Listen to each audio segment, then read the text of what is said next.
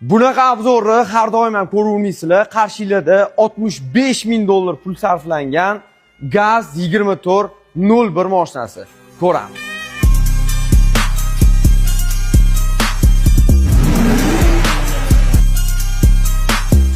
Okeylar, menga zo'r motivatsiya bo'lish uchun like bosib, qo'llab-quvvatlab turasizlar. Mashina 15 sm ga uzaytirilgan, e'tibor berayotgan bo'lsanglar. Nimaga?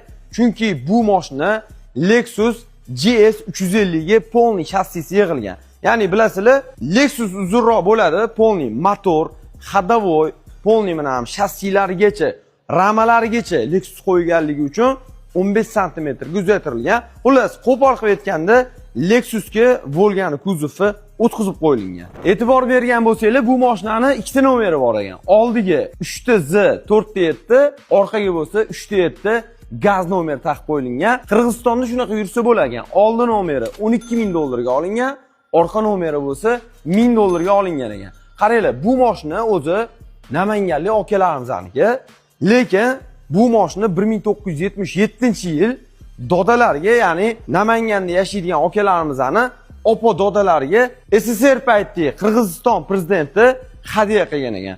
O'sha bu mashina qadrli bo'lib qolganligi uchun hozir shu holatgacha olib kelishgan. Mashinaning ust qismidan qaranglar, 4 ta eshigi davochik qo'yilgan. Undan tashqari mashina cho'ktirilgan. Ya'ni qanaqa ma'noda? Ko'rayotganinglarda mana shu bamperdan past qismi ulangan. Oldi tarafi ham xuddi shunaqa.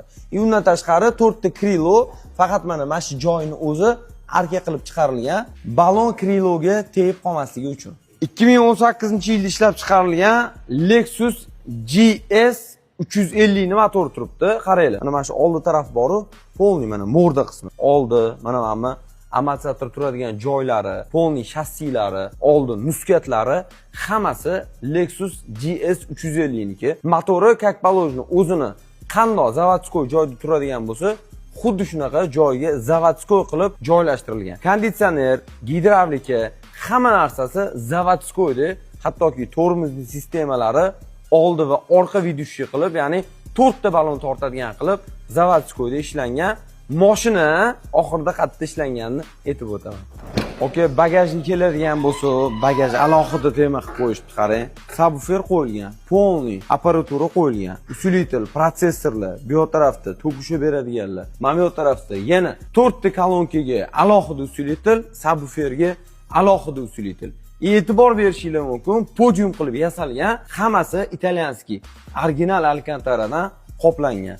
Ayniqsa mana bu turadigan joyini xuddi chuqurga kirib ketganda chetini diodni